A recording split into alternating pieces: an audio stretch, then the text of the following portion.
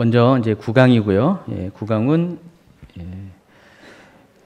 12장 12절부터 50절까지의 내용이고, 그동안 지금까지 쭉 진행했던 요한복음 제3부를 마감하는 파트이기도 합니다.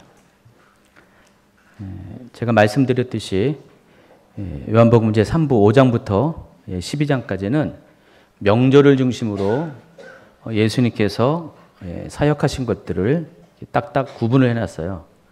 그래서 어느 명절 때 예수님께서 어느 지역에서 사역하신가가 아주 명확하게 나와 있습니다. 자, 오늘은 6월절, 때는 6월절이고 장소는 예루살렘입니다. 6월절 가까울 때 예루살렘에서 발생한 일 해가지고 제목을 이렇게 달았습니다. 12장 12절부터 50절까지. 12절부터 19절까지 한번 먼저 같이 읽어볼까요? 그 이튿날에는 명절에 온 큰 무리가 예수께서 예루살렘으로 오신다는 것을 듣고 종려나무 가지를 가지고 맞으러 나가 외치되 호산나 찬송하리로다 주의 이름으로 오시는 이 곧 이스라엘의 왕이시여 하더라. 예수는 한 어린 나귀를 보고 타시니 이는 기록된 바 시온 따라 두려워하지 말라 보라 너희 왕이 나귀 새끼를 타고 오신다 함과 같더라. 제자들은 처음에 이 일을 깨닫지 못하였다가 예수께서 영광을 얻으신 후에야 이것이 예수께 대하여 기록된 것인가 사람들이 예수께 이같이 한 것임이 생각났더라. 나사로를 무덤에서 불러내어 죽은 자 가운데서 살리실 때에 함께 있던 무리가 증언한지라. 이에 무리가 예수를 맞으면 이 표적 행하심을 들었음이로라. 바리새인들이 서로 말하되 볼지어다 너희 하는 일이 쓸데없다 보라 온 세상이 그를 따르는도다 하니라. 자, 예수님께서 예루살렘에 이제 왕으로 입성하는 장면이 오늘 나옵니다. 이 장면은 사복음서 모두에 나와 있어요. 굉장히 중요한 내용이죠. 그래서 사복음서 모두에 나왔다는 것은 상당히 중요한 의미가 있기 때문에 나왔다는 것입니다. 그래서 복음서에서 예수님의 입성 장면은 굉장히 중요한 연결고리가 돼요. 일반 공간복음서에서도 그렇고 요한복음에서도 그렇습니다. 가령 공간복음서에서는 예수님께서 지금까지 쭉 사역을 어디서 해왔죠? 갈릴리에서 해왔습니다. 그리고 이제 예루살렘으로 들어가시는데 갈릴리 중심의 사역과 예루살렘 사역을 연결해주는 연결고리예요, 이게요. 공간복음에서. 마찬가지로 요한복음에서도 예수님의 사역에 이제는 중요한 전환이 있게 됩니다. 마지막 한 주간이 중요하잖아요. 예수님께서 마지막 한 주간 아주 중요한 구속사역을 합니다. 십자가 사건이 바로 한 주간에 일어나죠. 그래서 그것을 연결할 때 그것을 연결짓는 전환장치와 같아요. 여러분 근데 그냥 쭉 가다가 갑자기 뭐 예루살렘에서 예수님이 고난당하시고 십자가 짓고 하시는 그런 장면이 나올 때 공간복음에서는 갈릴리 사역을 하다가 예루살렘으로 오기 때문에 좀 뭔가 변화가 있지만은 요한복음은 그렇지 않거든요. 예수님께서 계속해서 지금 명절 때마다 예루살렘 오셔가지고 예루살렘에서 늘 사역을 하셨어요. 예루살렘에 있는 사람들의 입장에서 보면은 예수님은 늘 명절 때마다 자기들과 함께 하셨어요. 단 한 번의 명절 빼고 6장에 나오는 6월절에 두 번째 6월절에 갈릴리에서 사역하신 것 빼고 모든 명절 때마다 예수님은 지금 다 예루살렘에 오셔서 사역을 했습니다.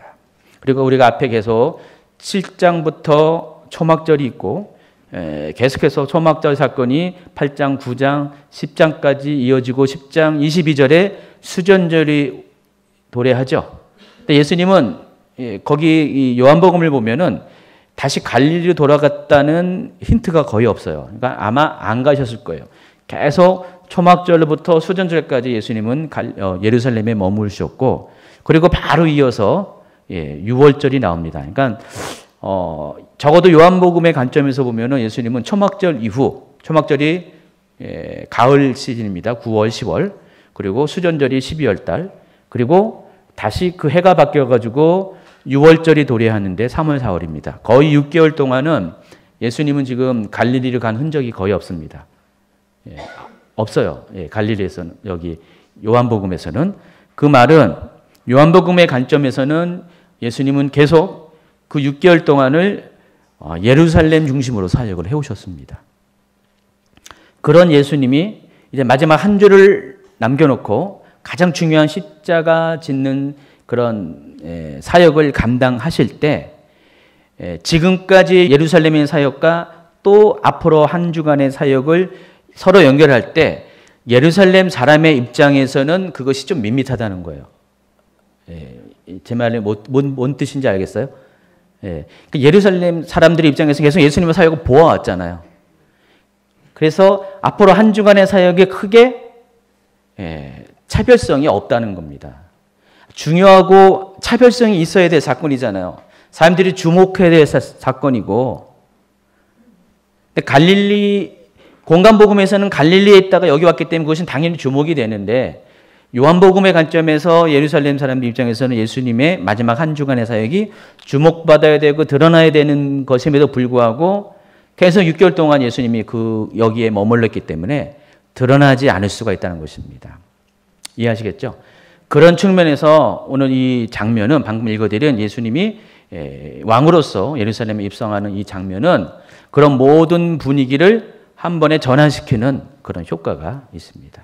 오늘 이 장면은 예수님께서 지금까지는 자신이 그리스도이신 것을 나타내는 것처럼 보이지만은 또 적극적으로 나타내지 않으셨어요. 그래서 지금 일반적인 무리들은 단순한 믿음이 있기 때문에 예수님을 그냥 표적을 보고 믿었는데 좀 배우고 성경에 대해서 알고 있는 이 바리새인들과 같은 사람들은 제사장들과 같은 사람들은 사두개 같은 사람들은 너무나 알쏭달쏭한 거예요. 표적을 보면은 예수님이 그리스도인 거 맞는데 말하는 걸 보면은 인정할 수가 없잖아요. 그렇잖아요. 그렇죠? 너무 그런 갈등들이 굉장히 많았어요. 그래서 지금 5장부터 12장까지 요한복음 3장에서는 아주 팽팽한 기싸움이 있었습니다. 예수님과 그들이. 그러니까 예수님은 자신의 그리스도 되심을 계속해서 적극적이지 않지만은 표적을 통해서 또 여러 가지 말씀을 통해서 드러내신 거 맞아요. 근데 바리새인들 입장에서는 그것을 인정하고 싶어도 인정하지 못하는 그런 상황들이 너무 많았기 때문에 굉장히 예수님과의 사이에서 팽팽한 긴장감이 있었다는 것입니다. 그럴 때 예수님께서 지금까지의 모든 어떤 그 방식을 깨뜨리시고요. 예수님 스스로가 제자들에게 명해서 나귀를 구해오게 하고 나귀를 타고 예루살렘 성으로 입성하십니다. 예수님이 예루살렘 성에 처음 오신 게 아니잖아요. 계속 반복적으로 오셨고 아마 그 6개월 동안은 거의 매일같이 예루살렘 성에 들어오셨을 거예요. 근데 이번만큼 예수님이 그냥 들어오신 것이 아니라 나귀를 타고 예루살렘 성에 입성하게 됩니다. 그래서 이 예루살렘에 입성하는 이 장면은 예수님의 사역이 이제는 완전히 나는 그리스도다. 왕으로 온 그리스도다. 그리스도는 세 가지 사명이 있습니다. 세 가지 기름 부음. 첫 번째가 왕의 기름 부음, 또 제사장의 기름 부음, 선지자의 기름이 있죠. 그러니까 지금 예수님은 자신이 왕으로 온 그리스도의 모습으로 온 사람이라는 것을 이제 공식적으로 스스로가 처음으로 드러내신 거예요, 지금. 그래서 자신이 그리스도인 것을 사람들에게 드러내는 그 도구가, 장치가 나귀예요, 나귀. 나귀가 어떤 의미라고 말씀드렸죠. 여러분 보기에는 나귀는 별 볼일 없는 것처럼 보이지만은 말이 근사하잖아요. 근데 이때 당시에 유대인들에게 나귀는 바로 왕이나 통치자들이 탈 수 있는 그런 권위를 나타내는 그런 동물이었습니다. 아무나 타는 게 아니라 그와 같은 통치자들, 적어도 그 도시의 통치자 이상만 나귀를 탔어요. 여러분 그래서 사사기에 보면은 아들 엄청 많이 난 사사 있잖아요. 그래서 전부 다 자기 아들들에게 나귀를 태웠다. 그 표현이 있죠. 그 표현이 그거예요. 그 자기 자녀들에게 각각의 조그만 성읍에 통치자로 세웠다. 그 뜻입니다. 예. 그래서 예수님은 지금 나귀를 타고 입성을 하십니다. 그런데 백성들은 어떻게 합니까? 그 예수님을 맞이하면서 종려나무가지를 흔들면서 예수님을 맞이하죠. 이 종려나무가지도 특별한 의미가 있습니다. 이 종려나무가 이스라엘 가면은 많이 있어요. 팜이라고 해가지고요. 종려나무, 여러분 종려나무가 어떤 건지 이렇게 생각이 머릿속에 염두에 두셨나요? 종려나무가? 예? 이렇게 보시면 돼요. 오아시스에 가면 이게 쫙쫙 이렇게 길게 뻗어 있는, 여러분 야자수를 생각하는데 야자수는 아니고 대추야자 같은 그런 겁니다. 그리고 거기 가면은 이스라엘 가면 이런 게 굉장히 많이 있습니다. 잎사귀가 굉장히 길게 뻗어 있죠. 이렇게 무슨 참비처럼 쫙쫙 뻗어 있습니다. 이걸 가지고 사람들이 막 흔드는 거예요. 그래서 이 종려나무도 아무나 흔드는 게 아니라 그와 같이 낙이 타고 입성하는 그 왕과 같은 통치자가 성에 들어올 때, 왕을 맞이할 때 하는 백성들이 하는 행위입니다. 로마 시대에 무슨 개선 장군이 쫙 이렇게 전쟁에서 이기고 딱 들어오면 어떻게 해요? 빰빠레를 울리고요. 나팔을 울리면서 그런 영화 장면이 봤잖아요. 사람들이 막 환호하잖아요. 그와 같은 장면이에요. 빰빠레는 울리지 않지만 여기서는 종려나무가지를 막 흔들면서 예수님께서 왕으로 오신 것을, 그리스도 오신 것을 그들이 수용하고 인정하는 행위입니다. 바로 그 장면이에요, 지금. 그래서 여러분 그림을 보시면은 예수님께서 이런 모습을 보셨습니다. 종려나무가 엄청 길죠?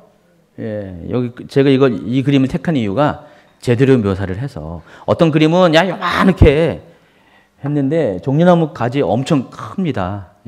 한 1m 이상 다 돼요. 1m, 2m 막 그거를 막 흔드는 거예요. 예수님이 그 길을 계속 다니셨는데 예수님이 그 전까지는 그냥 터벅터벅 제자들과 같이 그냥 가셨어요. 근데 이날은 예수님이 나귀를 타시고, 나귀 타셨죠? 타시고 사람들은 왕을 맞이하듯이 그리스도 되신 예수님을 맞이하는 거예요. 그래서 이걸 통해서 예수님께서 그리스도로 이제 예루살렘에 들어왔은 것을 만천하에게 지금 알리는 장면이라는 것입니다. 자, 그런데 이게 스가랴서 9장 9절에 예언이 되어 있다고 했죠? 한번 읽어볼까요? 스가랴 9장 9절. 시온에 따라 크게 기뻐할지어다. 예루살렘에 따라 즐거이 부를지어다. 보라, 내 왕이 내게 임하시나니 그는 공의로우시며 구원을 베푸시며 겸손하여서 나귀를 타시나니 나귀의 작은 것 곧 나귀의 새끼니라 그랬습니다. 그대로 예언대로 예수님이 성취를 하시고, 제가 이제 요한복음 그 개론 얘기할 때, 처음 얘기할 때 1강에서 얘기했죠. 요한복음은 몇 가지의 자료가 있다고 그랬어요. 첫 번째 구약 성경을 가지고, 그러니까 예수님에 대한, 메시아에 대한 예언을 모아서 그것을 인용했다고 그랬죠. 그것을 뭐라고 했어요? 테스티모니아라고 불렀어요. 그리고 두 번째가 예수님의 어록들, 그것을 Q 자료라고 불렀어요. 생각 안 나시죠? 그래서 복음서는 이 두 가지 자료를 가지고, 기본 자료를 가지고 집필한 겁니다. 어느 저자든 간에 마태, 마가, 누가, 요한 누구든지 간에 이 테스티모니아, 구약 성경, 메시아에 대한 구약 예언들, 테스티모니아와, 그리고 또 하나는 예수님의 행적, 어록을 담은 큐자로, 이 두 가지를 가지고, 기본을 가지고 각각의 목적에 따라서, 저장 목적에 따라서, 저장 목적은 뭐에 포인트가 되냐면은 이 복음서를 읽는 대상들, 이 누구냐에 따라서 서로 조금씩 각도가 다르게, 관점이 다르게 다른 옷을 입혀서 복음서가 쓰여졌다고 했습니다. 그래서 지금 이 스가랴서 9장 9절도 메시아에 대한 예언입니다. 그리스도에 대한 예언. 지금 요한도, 사도 요한도 이렇게 그리스도에 대한 예언을 직접적으로 끌고 들어와서 예수님께서 이와 같이 바로 메시아에 대한 예언을 성취하면서 이 땅에, 이 예루살렘에 지금 들어오시는 것을 보여주고자 이렇게 한 겁니다. 그래서 공생의 마지막 일주일의 시간표를 제가 다시 한번 정리하면 이렇습니다. 디데이가 6월절로, 6월절이 디데이입니다. 그날 예수님이 십자가 지셨죠. 그 디데이로 앞에 5일 전에 5일 전에가 종려주일입니다. 여러분 해마다 종려주일도 항상 주일 나오죠. 예, 우리 주임제교회는 종려주일 따로 지키지 않지만은 지금도 지키는 교회가 있나 모르겠네요. 그냥 말만 종려주일 하겠죠. 근데 특별히 무슨 절기로 지키지는 않을 겁니다. 근데 그때도 주일이에요. 왜 그러냐면 이런 날짜 개념이 있어서 그래요. 그래서 5일 전에 6월절 5일 전에 종려주일이 있고 6월절 날 십자가 사건이 있고 그리고 6월절 뒤에 이틀 후에 부활주일이 이렇게 있습니다. 이게 한 주간의 사건이에요. 그러니까 예수님의 마지막 한 주간이다 하면은 바로 이때를 말하는 것입니다. 종려주일부터 부활주일까지 예수님이 사역의 가장 핵심적인 한 주간, 바로 그걸 말합니다. 자, 19절에 보니까 예수님이 입성하는 장면을 바리새인들이 보면서 이렇게 말합니다. 같이 있습니다. 바리새인들이 서로 말하되 볼지어다 너희 하는 일이 쓸데없다. 보라 온 세상이 그를 따르는도다. 자, 바리새인들이 이와 같은 말을 한 이유가 있습니다. 지금까지 예수님이 여러 가지 표적과 기사를 행하시고요. 또 많은 사람들이 예수님을 따르는 것들을 보아왔어요. 근데 어느 정도까지는 바리새인들도 예수님과의 그런 어떤 대립에서 그런 주도권을 놓치지 않고 계속해서 팽팽하게 평행선을 그어왔는데 그 평행선, 균형이 깨트려진 사건이 있었어요. 그게 지난주에 했던 바로 나사로가 부활한 사건입니다. 지금까지 많은 표적들은 놀라운 표적이었지만은 그냥 그럴 수 있는 표적이에요. 근데 죽은 자가 살아났다. 이거는 격이 다르거든요. 표적 중에서도 이런 표적은 있을 수가 없잖아요. 이거는 정말 하나님 아니고서는 사람이 죽은 자를 살릴 수 있는 것은 아니잖아요. 그렇죠? 그리고 살아난 사람, 증거품이 지금 버젓이 있습니다. 베다니에 있습니다. 그리고 수많은 사람들이 그 증거를 보기 위해서 날마다 베다니에 나사로를 찾아옵니다. 나사로는 일약 유명인사가 됐습니다. 그전에도 나사로가 유명인사였는데 더더욱 유명인사가 됐습니다. 그래서 나사로의 부활 사건을 위해서 바리새인들이 펀치 하나를 크게 먹은 거예요. 막 이렇게 여기 권투시합 하다가 강펀치 하나 맞고 흔들흔들 하고 있는 겁니다. 그래서 사람들에게 이젠 더 이상 자신들이 예수님이 그리스도 아니다. 예수님을 그리스도로 믿는 자는 다 어떻게 하겠다라는 것을 강하게 물론 하고 있지만은 하기가 너무 부담스러운 시기가 된 겁니다. 그래서 이 나사로의 부활 사건으로 인해서 바리새인들이 충격을 받고 있었는데 더군다나 예수님께서 이제는 버젓이 왕으로서 모든 사람들이 다 보일 수 있게끔 나귀를 타고 그리스도로 입성하는 것을 딱 보았을 때는 이제는 거의 그러기 상태, 포기 상태입니다.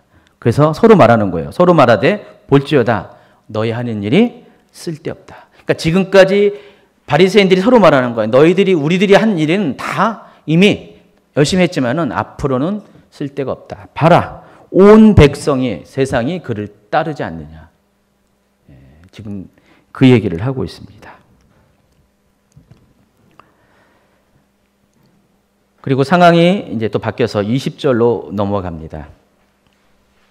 명절에 예배하러 올라온 사람 중에 헬라인 몇이 있는데 그들이 갈릴리 벳세다 사람 빌립에게 가서 청하여 이르되 선생이여 우리가 예수를 배우고자 하나이다 하니 빌립이 안드레에게 가서 말하고 안드레와 빌립이 예수께 가서 여쭈니 그랬습니다. 6월절 날 아주 시끌벅적한 지금 사건이 벌어졌습니다. 예루살렘의 입성 장면이 연출됐습니다. 아마 예루살렘 전체가 아주 난리가 났을 것입니다.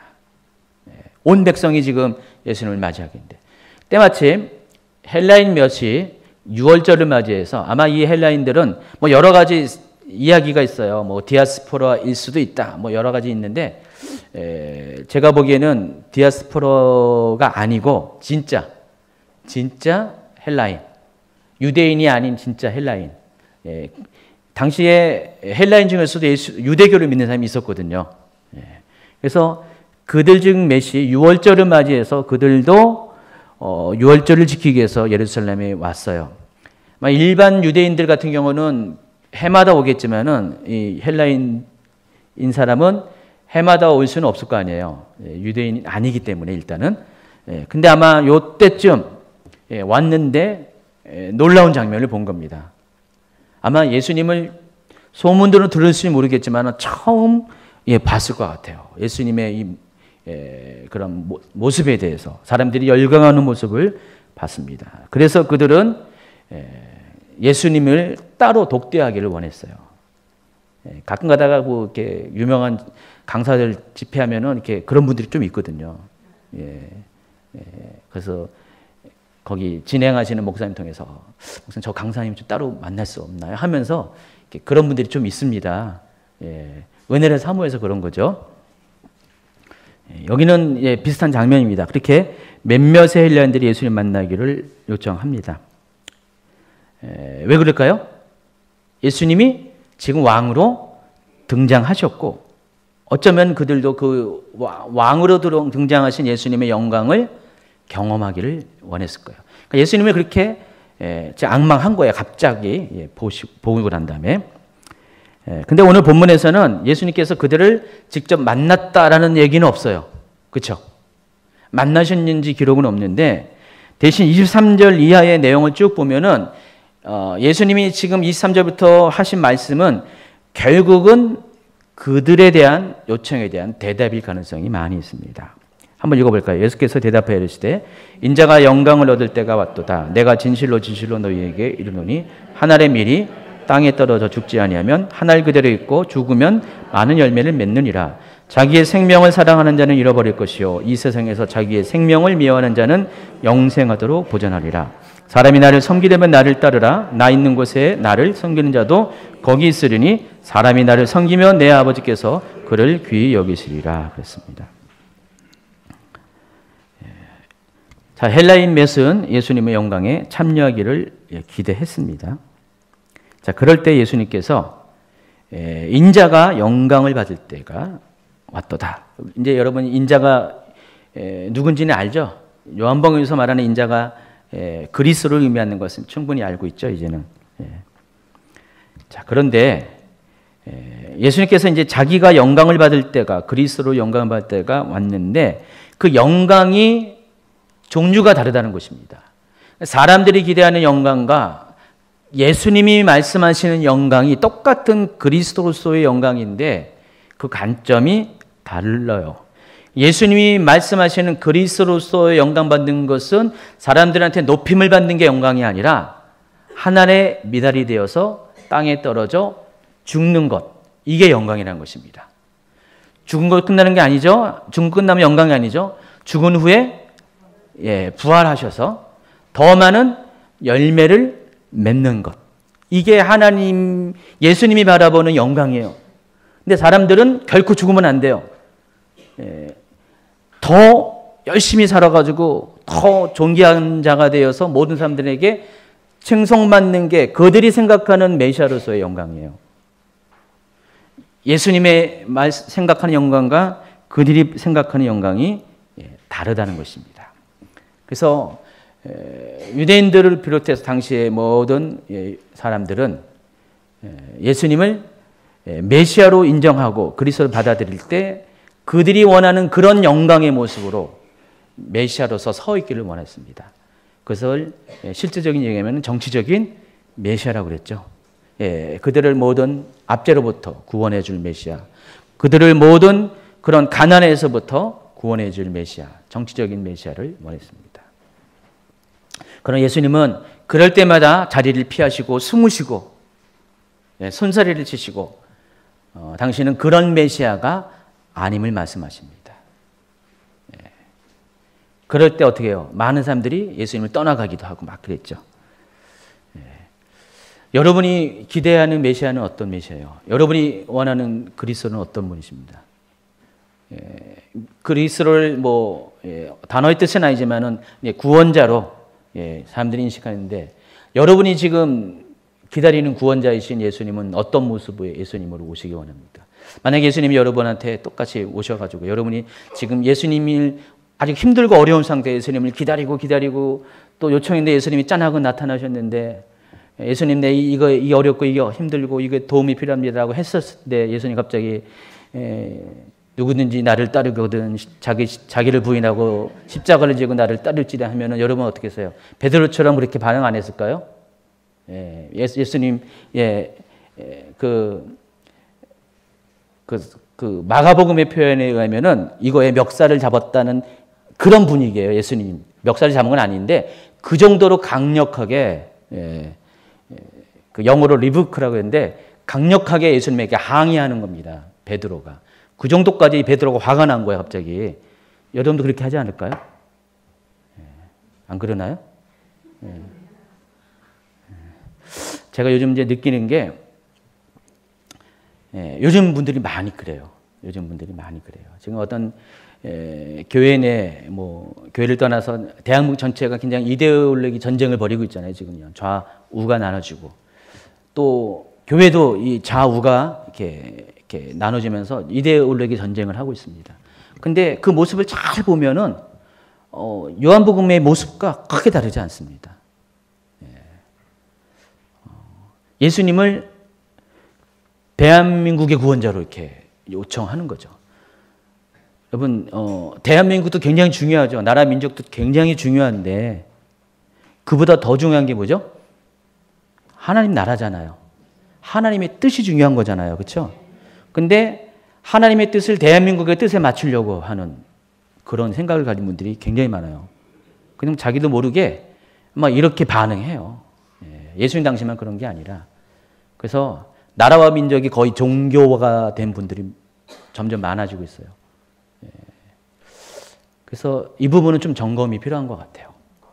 항상 우리는 내 뜻과 하나님 뜻, 또 하나님 뜻과 또 우리가 바라는 가령의 공동체, 교회의 뜻, 교회가 원하는 뜻, 또 나라가 민족이 원하는 뜻에 대해 항상 그것이 비교가 되고 대립이 될 때 항상 우리의 관점이 나로부터 점점 멀어져야 되죠. 그래서 하나님 나라를 바라봐야 돼요. 정말 하나님이 원하는 게 뭘까? 하나님의 관점에서 모든 것을 바라보면은 우리가 지금처럼 지나치게 흥분하거나 이렇게 예민하게 반응할 이유가 없죠. 하나님 나라에서 하나님의 뜻이 이루어지길 원하는 사람들은 지금 상황 가운데 이렇게 흥분하지 않습니다. 근데 많은 분들이 흥분하는 것을 보게 됩니다. 굉장히 안타깝습니다. 아마 이제 제가 이런 말을 하면은 또 예수님한테 뭐라 그런 것처럼 저한테도 분명히 뭐라고 분이 있을 거예요. 목사님은 나라와 민족이 중요하지 왜 안 중요해요? 다 중요하죠. 제가 왜 그걸 모릅니까? 근데 반응하는 방식이 그래서는 안 된다는 뜻이죠. 어쨌든 예수님께서 지금 예루살렘에 입성하시긴 하시는데 하셨고 이제 메시아로서의 이제 본격적인 사역을 하셔야 되는데 27절에 보니까 이렇게 말씀하세요. 지금 내 마음이 괴로우니 무슨 말을 하리요? 아버지여 나를 구원하여 이때를 면하게 하여 주옵소서. 그러나 내가 이를 위하여 이때에 왔나이다. 아버지여 아버지의 이름을 영광스럽게 하옵소서 하시니 이에 하늘에서 소리가 나서 이르되 내가 이미 영광스럽게 하였고 또다시 영광스럽게 하리라 하시니. 자, 예수님이 지금 왕으로서 입성하셨는데 엄청나게 지금 고민을 하고 계세요. 내 마음이 괴로우니 무슨 말을 하리요?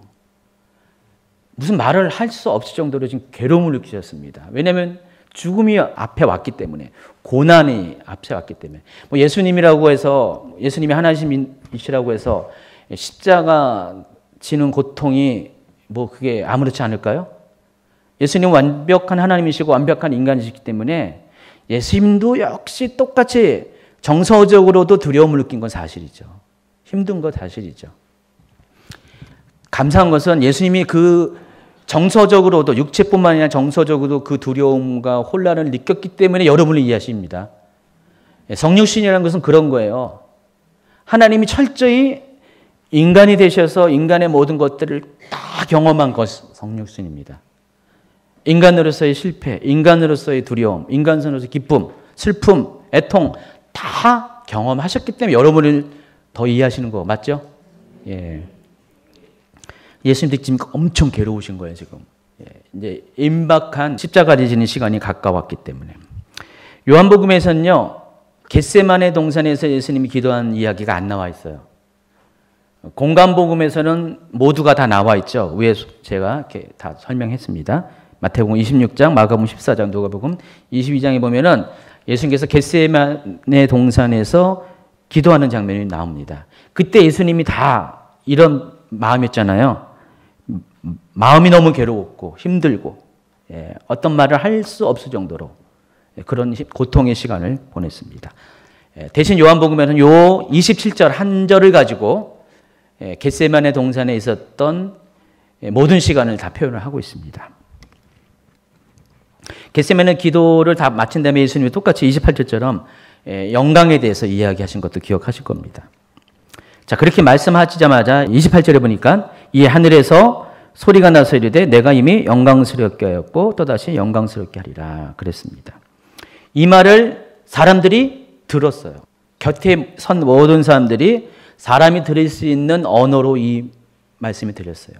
여러분 예수님 사역과 관련돼서 예수님이 누구신 거에 대해서 여러 번 걸쳐서 공간 복음서에 하늘에서 예수님을 직접 증거하는 것을 기억하시죠? 예수님이 세례 받을 때도 그랬고 또 뭐였죠? 어디였죠? 변화산에서 그랬고 여기는 안 나와 있고요. 몇 군데 나와 있어요, 이렇게요. 그래서 하늘에서 직접 예수님을 신성을 인정해 주는 장면이 많이 나왔습니다. 지금도 그 중에 하나입니다. 그래서 이것은 누구를 위한 것이냐? 결국은 너희를 위한 것이다. 예수님이 그랬어요. 나를 위한 것이 아니라 너희를 위한 것이다. 누구를 위해서? 제자들을 위해서. 제자들 하여금 믿게 하기 위해서, 확신을 갖기 위해서. 예수님은 굳이 이렇게 확인받을 이유가 있는 분이 아닙니다. 근데 이렇게 하늘에서부터 예수님의 신성을 그리스도 되심을 인정하는 이유는, 초자연적인 역사를 보여준 이유는 바로 제자들을 위한 것이라는 것을 예수님 말씀하십니다. 자, 32절부터 1절부터 또다시 논쟁이 벌어집니다. 어쨌든 간에 요한복음 12장까지는 제3부에 해당하고요. 그런 패턴, 어떤 사건이 일어나고 논쟁이 일어나고 그래서 그리스도가 더욱더 증명되고 그리고 또 그 가운데 사람들이 그리스도를 따르는 자와 따르지 않는 자로 분리가 일어난다. 이 네 가지 패턴이 있다고 그랬죠. 여기도 마찬가지로 이렇게 예수님이 이런 사건이 있은 다음에 논쟁이 벌어집니다. 예수님은 자신이 땅에서 들릴 것에 대해서 말씀하십니다. 그런데 유대인들은 자기들이 이해하는 성경을 가지고 예수님의 말씀에 대해서 반박하는 논리를 피우고 있습니다. 예수님께서 32절에 이렇게 말씀하셨어요. 내가 땅에서 들리면 모든 사람을 내게로 이끌겠다 그랬습니다. 그랬더니 유대인들이 어떻게 반응하냐. 34절에 이에 무리가 대답하되 우리가 율법에서 그리스도가 영원히 계신다 함을 들었거늘 너는 어찌하여 인자가 들려야 하리라 하느냐. 이 인자가 누구냐 그랬습니다. 지금 무리가 지금 대체적으로 지금 무리들은 어떤 무리들이에요? 지금 호산나 하면서 종려나무 가지를 흔들면서 예수님을 왕으로 인정하면서 받아들인 그 무리들을 말하는 거예요. 조금 전까지 그랬던 사람들인데, 근데 예수님께서 내가 땅에서 들려야 하리라 라고 했을 때, 이 말은 내가 땅에서 이젠 떠나야 하리라 그 말입니다. 그랬더니 그 유대인들이, 예수님이 지금까지 맞이했던 유대인들이 예수님에 대해서 지금 항의를 하고 있는 거예요. 아니 성경에는, 우리 율법에는 그리스도가 우리와 영원히 있는다는데 너는 그리스도가 아닌 거 아니냐? 그러면 또 다른 인자가 그리스도가 있는 것이 아니냐? 지금 이렇게 얘기하는 거예요. 갑자기 우리들이 생각이 확 기분 나빠진가 바뀐 거예요. 지금까지 예수님을 자기들이 원하는 그리스도로 인정하고 맞아들이고 환영을 했는데 갑자기 예수님이 그들 입장에서는 엉뚱한 얘기를 하는 거예요. 하늘로 들려야 한다. 그건 아니지. 성경에는 그리스도가 우리와 영원히 함께 한다 그랬는데 이건 아니지. 그 말 하는 겁니다. 그 얘기가 여러분 그 중에서 하나가 사무엘하 7장 12절이에요.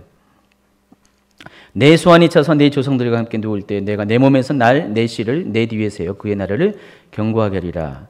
그는 내 이름을 위하여 집을 건축할 것이요 나는 그의 나라 왕위를 영원히 견고하리라. 내 집과 내 나라가 내 앞에서 영원히 보존되고 내 왕위가 영원히 견고하리라 하셨다. 이건 누구한테 말하는 거죠? 하나님께서 누구한테? 다윗에게 말씀하는 거잖아요. 다윗에게 다윗의 나라가 영원히 존재할 것이다 라고 약속을 하시는 장면입니다. 그래서 유대인들은 이 말씀을 가지고 메시아가 다윗의 후손으로 올 것이다 라고 믿었어요.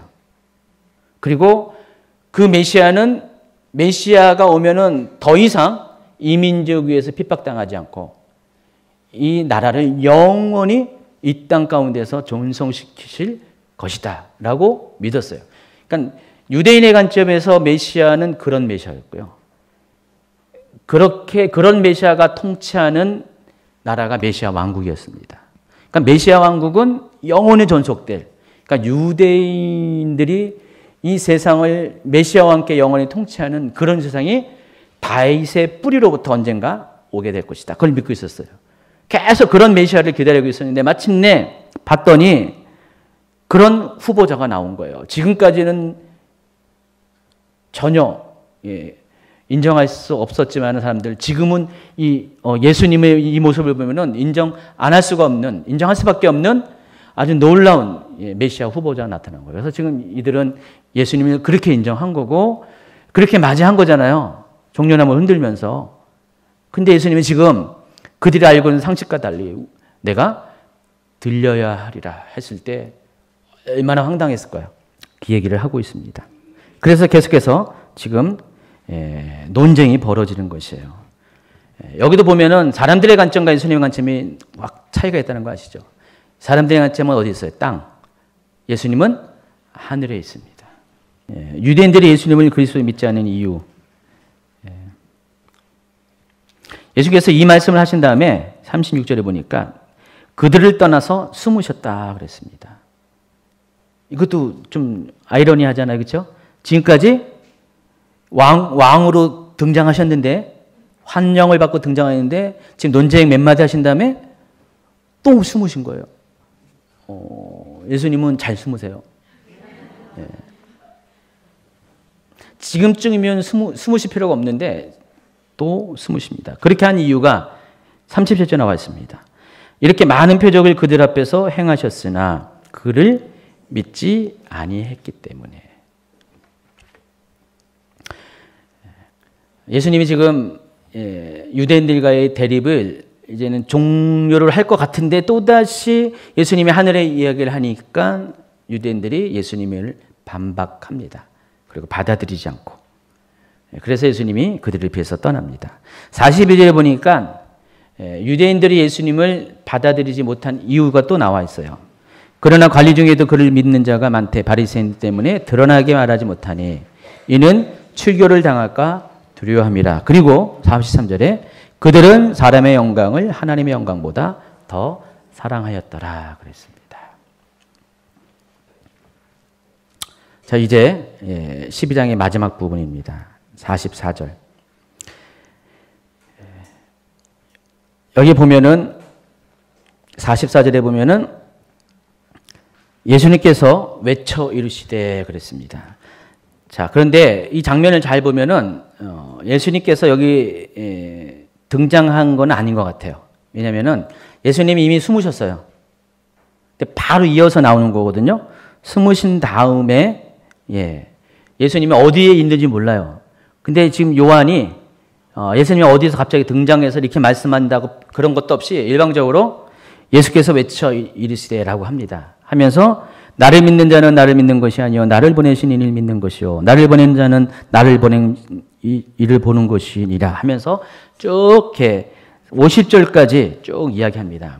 그래서 이 장면은 아마도 이제 모든 제3부의 이야기를 마감하면서 결론적으로 사도 요한이 예수님께서 하신 말씀 가운데 결과적으로 이 그리스도의 논쟁을 마감하는 일종의 문구다, 이렇게 여러분 보시면 알겠습니다.